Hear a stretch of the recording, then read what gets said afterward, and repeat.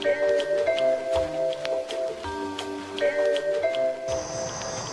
good evening, ladies and gentlemen. Joe with Jonose Cigars at the abode of the Cigar Gangster once again to give you another edition of Jonose Convos, where we talk about all things cigars. And this week, this month, it's been a couple months since It's been a while. we did a cigar conversation. But what is our topic today? What are we talking about? Joe, you love cigars. I do. I love cigars. Mm-hmm. I love movies. You do love movies. And you love movies. There's a very good podcast It's out there. a wonderful podcast, and the guy who runs it, we have a lot in common, let's just say that. Catholic Movie Guy Podcast, so he's even had the great Jonose on to talk about... I have been on the, I've been a guest on the Catholic Movie Guy podcast. It's definitely worth a listen. It's a good podcast. I've had a lot of people actually give some good feedback who don't normally care about the movies because Joe was so fantastic. So we decided to double up and go ahead and do a combo podcast here, talk about cigars and the movies. Yeah, so we're going to be talking about the top 10 uses of cigars in movies. Well, I should probably phrase it a little bit better. Best appearances of cigars in movies. Yeah, it's the definitive list. Right. I mean, if you want to know when cigars look the best in the movies, this list will give you the top 10 instances where cigars grace the big screen. That's correct. Yeah. So, without further ado, let's go ahead and get started with number 10. Alright, so number 10 on the list is Predator, with the wonderful Arnold Schwarzenegger. So this movie is everything you want in a movie, first of all. It's one of the quintessential action movies of the 80s, I think it kind of defined the genre. Yeah, and it's one of those movies that I know this from a recent experiment that you show your wife, and you know she immediately falls asleep on the couch. That's how that happens. It's a potent elixir of love, is what it is. But in the movie, one of the great Hollywood cigar smokers, the Governor, Arnold Schwarzenegger, manages somehow, despite the fact they're fighting aliens in the jungle, to smoke a cigar for like a half an hour of screen time. It's fantastic. I mean, he doesn't let it go. He does not. And he manages to make it look cool and also somehow practicable to do it at the same time, which I find very impressive. Maybe it's what helped him cool his nerves. Right. And he's in the heat of battle. He's clearly the star of this film. He's clearly the star of their little special ops team or whatever. And, you know, that's part of what... I mean, that's not why you smoke a cigar, but you better smoke a cigar right. Because you're either going to look like an idiot or you're going to look like the guy. And he's the guy in this movie. It's fantastic. Yeah. I mean, I'm not sure too many guys who are like, Predator, those are stupid. Well, I know a lot of people who think that's stupid. But you got to admit, those are a lot of fun. And the cigars in that movie, while not necessarily the connoisseur's example of what a cigar should be, they definitely make it look fun. Alright, and now I'm probably getting too deep into an analysis of this, but we had a conversation in our first talk about, we mentioned the differences between the different types of tobacco and what they say about a person and their propriety in certain situations. In this movie, another great governor of our land, Jesse the Body Ventura, figures prominently, and he is into the chew, and he takes just a big thing of chew as they're getting ready to go on mission, and it perfectly illustrates in one shot the difference between Dutch, Schwarzenegger's character as the leader, and this guy. Now, there's anything wrong with chew? I'm not saying that. I'm just saying, you know, this guy's the down and dirty. He's getting the muck. He's the grunt work. You know, Arnold's the leader. He's got the big cigar. Exactly. So it's a great illustration of everything we talked about in the last conversation. I guess the moral of this movie is leaders smoke cigars. That's right. Well, ideally, right? Yeah, I would hope. Bill Clinton, for instance. Yes. Moving right along. I think he smoked it. That's right. So, number 9. Number 9 on our list. Well, I mean, you can't really talk about comedies without getting into this one, and that's Stanley Kubrick's wonderful Dr. Strangelove. So this is not what you would think of in a cigar movie. No, I actually didn't. You were the one who entered this one on the list, and I have not seen this movie in a while. Yeah, so. It's a great movie, and it's not the main character, but it's one of the... I think his name is... the great actor, Sterling Hayden, I think his name is. And he's also in Apocalypse Now. Great actor, great military look about him, and he plays General Jack D. Ripper. Hilarious, right? And he's kind of, you know, the warmongering general in this movie, and he's got a big cigar because cigars are power, and that's what this movie's all about.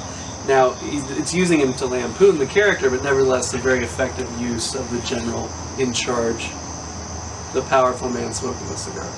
Great movie, and it's hilarious. Just hilarious movie. I don't. This has nothing to do with the cigar part of this movie, but one of my favorite lines in that movie, and probably one of my favorite lines in all comedies, is when George C. Scott does, a fight breaks out when they're in the war room. He said, "You can't fight in here. This is the war room." That's exactly. That's classic. That's the ridiculousness of the Cold War in one fell swoop right there. Moving on to number 8. This is kind of in the same vein as Predator, except this is going to be the other half of Arnold Schwarzenegger powerhouse sort of mantra. That's Sly's character in The Expendables. And in all 3 Expendable movies, Sylvester Stallone very often has a cigar, usually as kind of a celebratory thing. Yeah. Like they have a mercenary mission, they carry it out to completion with great success, they have all their guys back, none of them get killed, lights up a smoke. And he's got he's got the build where he can pull off these like 80 gauge ring gauge cigars, and they're huge. Yeah, it looks like a little cigarillo like in this, his hands. like the width of this glass. Yeah, exactly. Yeah. But he's got such a massive hand and mouth, dare I say. It doesn't really look all that out of place. No. I mean, he and Schwarzenegger, they're like the cigar power couple. Yeah. Of this movie. They're like the Benifer of this movie. I mean, they are the cigar guys, and they're blowing stuff up. They're killing people, and it just feels better when you're smoking a cigar. And I always love it when guys like this, these sort of like, Sylvester Stallone looks a hell of a lot better than Arnold does right now. Yeah, that's true. They both are getting up there. Yeah, but they both were these just incredibly well-built dudes, and they'll still light up a cigar without any shame, without any apology, and I kind of appreciate that. So all the Expendables sort of blend together. I don't think I've seen all of them at all the way through. Is Bruce Willis in there? Bruce Willis is in the first 2. He's in the first 2. Okay. He's known as Mr. Church. Mr. Church. Okay. And then in Expendables 3, the wonderful, albeit aged, Harrison Ford makes an appearance. And it's wonderful when Harrison Ford emerges as the new guy, the guy who's like giving the missions out to these mercenaries. Backstory on the Expendables. There was a big dispute between Sly and Bruce Willis over the contract going into the Expendables 3. Bruce Willis wanted a lot of money, and Sylvester Stallone was pretty incensed by it, and so he cut him from the project. And so he got Harrison Ford to kind of make a character to replace Mr. Church, and Sylvester Stallone appears with Harrison Ford and goes, so where's Mr. Church? And Harrison Ford's like, he's out of the picture. Fantastic. Yeah.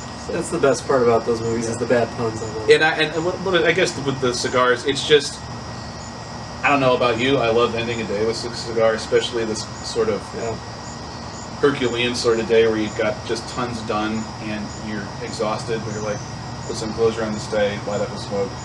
This is like the ultimate example of that. It's like, we rescued this village from these warmongering, yes, it's a sense of accomplishment. Human traffickers or whatever it is. And I think I can light up a cigar there. Job well done. Exactly.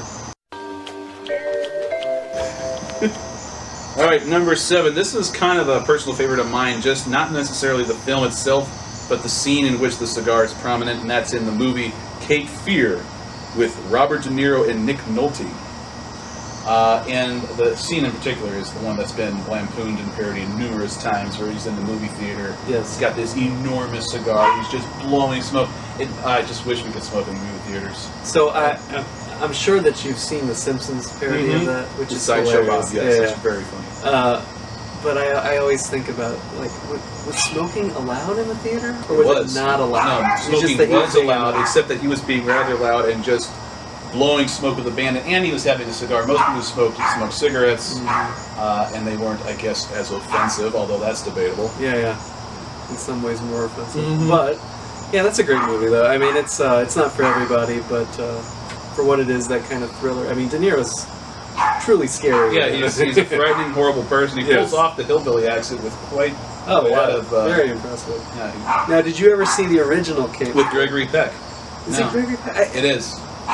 Gregory Peck, and he makes a cameo in this one as De Niro's lawyer later on in the film. But yeah, that was And again, it's not my favorite movie of this list, and it's not even necessarily more favorite than the ones that I've got listed before it. It's just that scene. It's a very satisfying scene. He looks like he is enjoying that cigar so much. And not just the cigar, but his freedom and the fact that he's starting to begin his reign of terror on this family that he felt had it coming. Yes. So, yeah. This is the pre-sense of accomplishment. Right, yes. This is the, well, somewhat sense of accomplishment, and I got out of prison. You know, oh, yeah, of course, yeah. All right, moving on to number 6, and that is when three of our great loves kind of come together, and that's cigars, movies, and poker. Poker, well, that's a love-hate relationship, but mostly love.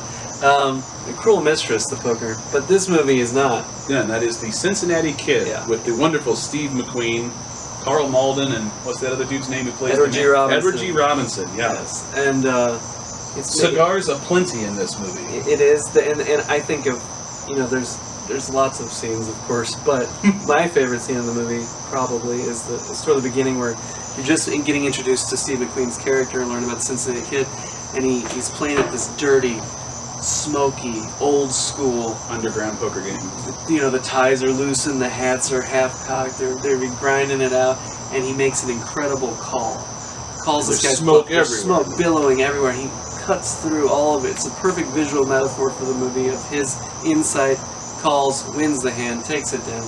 The smoke does not cloud his judgment. No. He thrives on it. Yeah, that's right. It's like everyone else would gag and cough and misstep. Steve McQueen's so cool. He is. I mean, this is a great. Name me another actor who's cooler than Steve McQueen. It's hard. Yeah.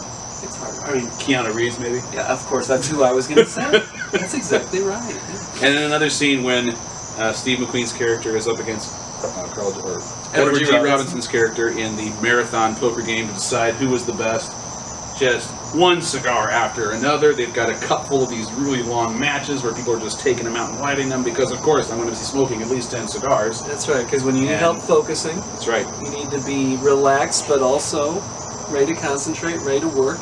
Cigar is perfect. And help you keep awake, too. Exactly, yes. Many a long road trip has been saved by the cigar. Yes, and I have noticed the stay awake effect of cigars in particular.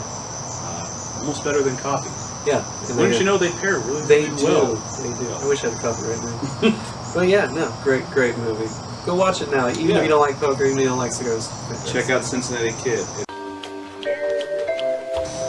All right, moving on to number 5. That is The Darkest Hour, with the wonderful Gary Oldman, who plays the Prime Minister of England during the time of World War II, Winston Churchill. You may have heard of him. Yeah. A couple of cigar sizes have been named after him. Okay, one cigar size has been named after him, but it's a very popular size, the Churchill size. Churchill, for those of you who don't know, was a prolific cigar smoker, lived to be in his late 80s, and he smoked upwards of, 10, 11 cigars a day? I mean, it was a lot. And fun fact, Gary Oldman, to play the role, while he didn't gain all the weight to look like Churchill, he had the prosthetics and the fat suit and everything to make him look like Churchill, and he looked a lot like Churchill, by the way. But he did actually smoke like 10 cigars a day while shooting the film. Not advised. No, I wouldn't. And considering Gary Oldman was not, I don't think, an avid cigar smoker, was at one point hospitalized for nicotine poisoning. And the budget of this movie for the cigars alone was like $20,000 or $25,000 just for cigars for Churchill to smoke.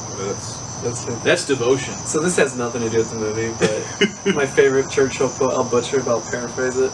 He also liked to drink a bit, you know. And he was talking to some highfalutin lady, whose name escapes me, it doesn't matter, but she said something like, you know, Mr. Prime Minister, I think you're drunk. You know, and he says something to the effect of, yes, but in the morning I will be sober and you will still be ugly. Something like that. Yes, unbelievable. Yes, that is a great... Yeah. So how can you not admire the chutzpah on that guy? But I wanted to mention this as well, being the movie guy here. There was another movie that came out that didn't do nearly as well as Darkest Hour about Churchill last year. Quite a few. Called Churchill, and it starred Brian Cox, who's a very good actor in his own right. The movie got terrible reviews, and I have not seen it for that reason, but a lot of people think that his portrayal of Churchill, also tons of cigar smoking, was equal to or better than Oldman. So if you're into Churchill and you're looking for it, check that one out too. There's quite a few of my favorite actors who have played Churchill. He's such an oversized, literally, personality. Yeah, and he's larger than yeah, life. Yeah.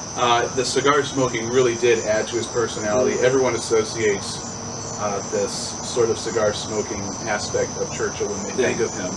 A lot of other, Brendan Gleeson, I think, played him once in like Into the Storm with, I think, an HBO movie that involved Churchill, and that one's worth checking out. That's actually quite good. And then there's a series on Netflix that my wife really loves a lot called The Crown. Yeah. In which case, what's his name? John Lithgow plays Churchill. Wonderful. And come on, how can you argue with John Lithgow in anything?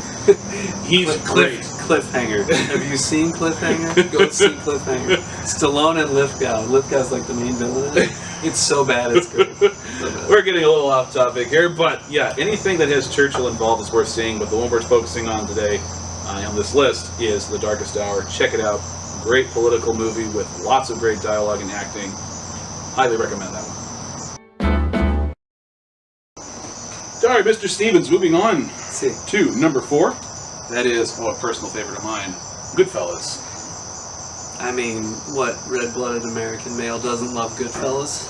What red-blooded American male doesn't love Paul Sorvino? Paul Sorvino, the great. I mean, he just looks like he should have a cigar built into him at all times.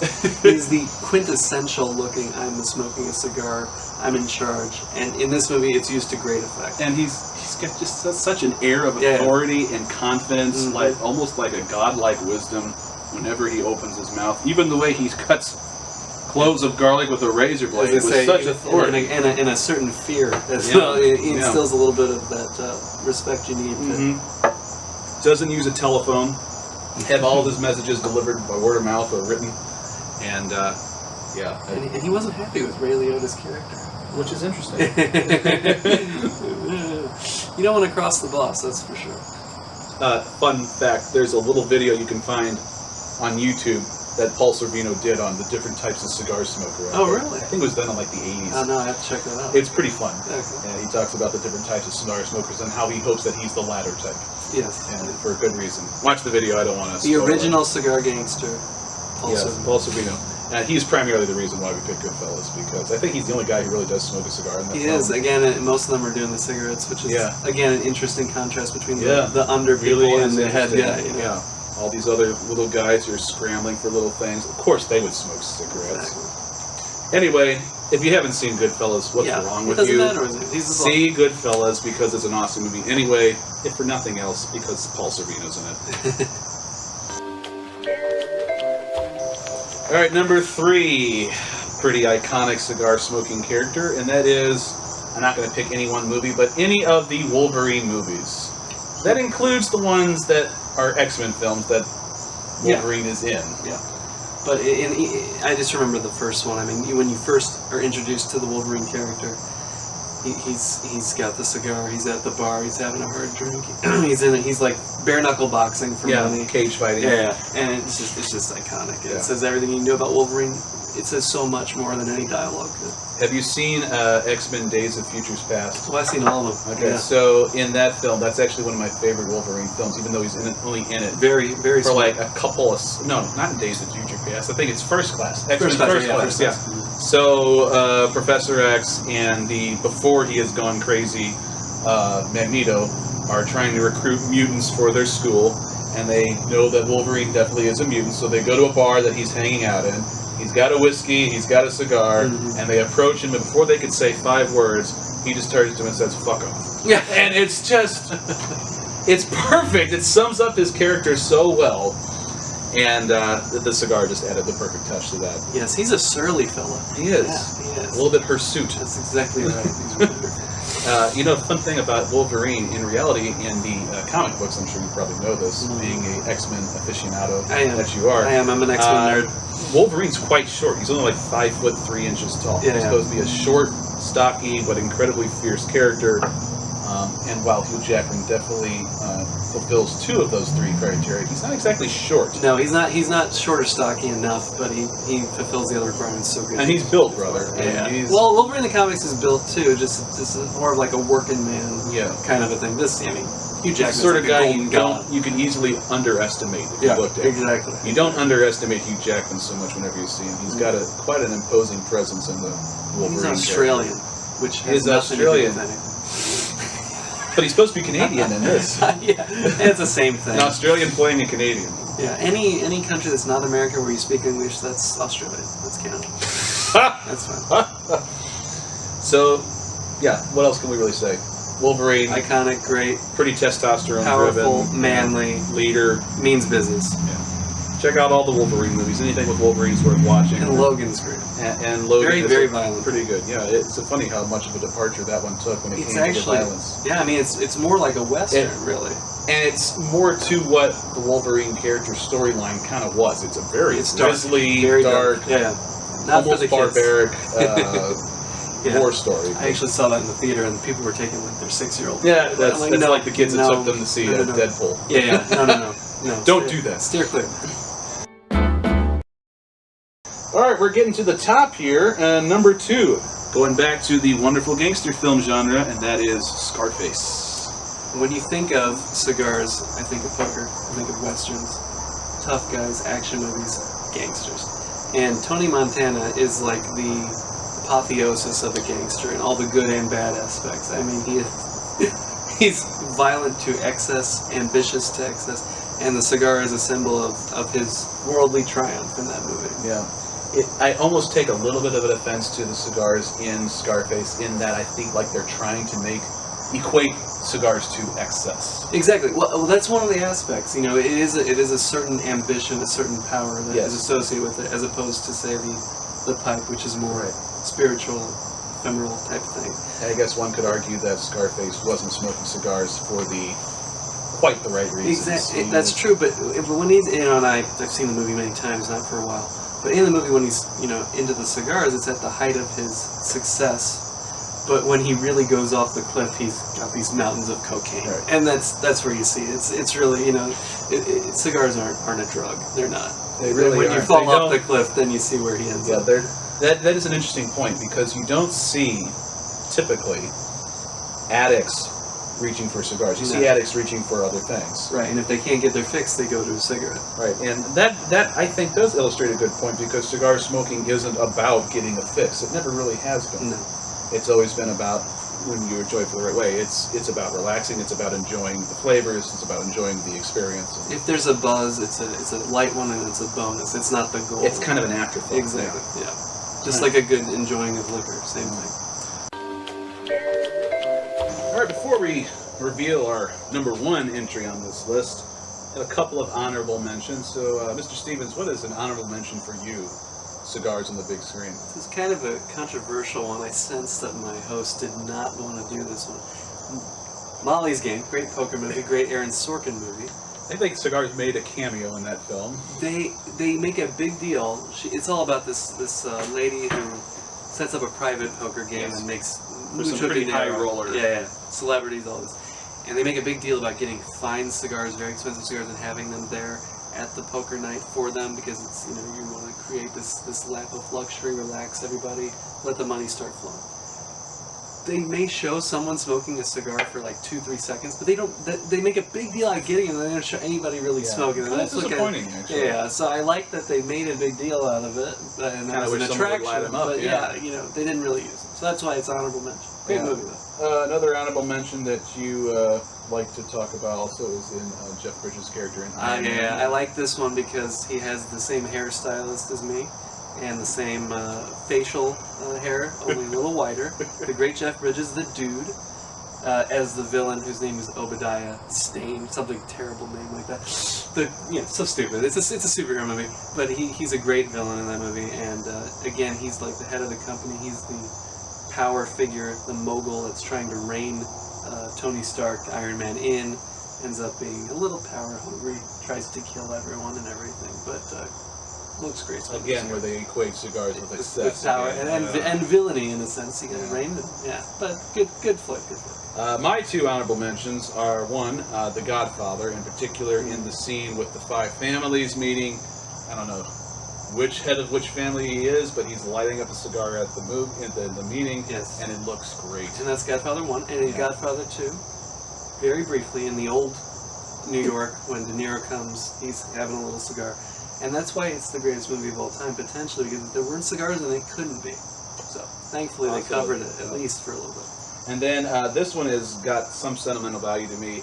The scene in It's a Wonderful Life when Potter tries to hire George Bailey to work for him, to basically get rid of George Bailey as a competitor by having him work for him. He starts off the meeting by lighting this enormous cigar for him in the office. And even as a 6-year-old watching that scene, all I could think of was, wow, that cigar looks like it tastes so good. I want to try a cigar so badly after seeing that. But again, honorable mention because it's the villain who's doing it, you know. Right, but even George Bailey could see how good it was. Ah, some mighty fine cigar out there, Mr. Potter. It's like James Stewart is sitting right here. Wonderful. That goes for you, too. There's a great conspiracy theory on the internet that Potter's actually the hero of the movie, and that capitalism is a good thing for the town. So go ahead and check that one out if you get 15 minutes to get. The conclusion they draw is that capitalism brings nothing but strip clubs and nightclubs to it. Exactly. I'm not saying I agree with it. I'm saying if you got 10 minutes to kill at work, check it out. And last but not least, we would be remiss if we did not mention the spaghetti western trilogy of Fistful of Dollars, For a Few Dollars More, and The Good, the Bad, and the Ugly. Clint Eastwood epitomizes #1, the cigar. I mean, smoker and the cigar man. Now, granted, he's smoking basically what it looked like cigarillos. It still counts. It's not a cigarette, and you'll notice that he's actually chewing it more than smoking it. Exactly, which is definitely the mark of a cigar. The cigar. You cannot chew a cigarette. You can. I wouldn't. You wouldn't be able to do it for very long. But yeah, every scene, he's just what a all-encompassing presence Eastwood has in all of these films. Every time he's in the picture, it's just like time stands still. And you know, one of the the subtitles for this trilogy is the Man with No Name trilogy. He's the quintessential man qua man. He speaks little. When he does, it's purposeful. He's not trying to be violent, but when he does it to the full effect. His actions speak louder. He is a man. It's everything about the cigar culture that is good. It's everything in this trilogy. You don't need much dialogue to understand what this guy's about. His presence, his demeanor, his cigar does most of the talking. Again, a shorthand for his personality.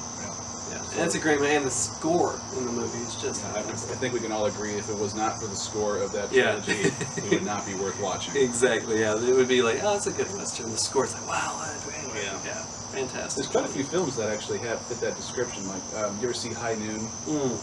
So they did a screening. Is that Gary Cooper? Gary Cooper and Grace Kelly.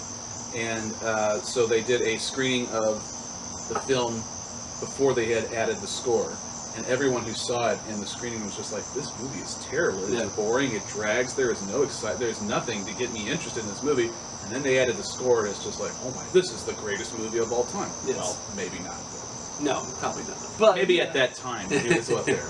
But yes, the score certainly adds to the whole effect of the movie. And cigars, watch while you're watching, smoke a cigar, and you'll be mindful of that score in a way you wouldn't be if you were just sitting there munching on popcorn. Indeed.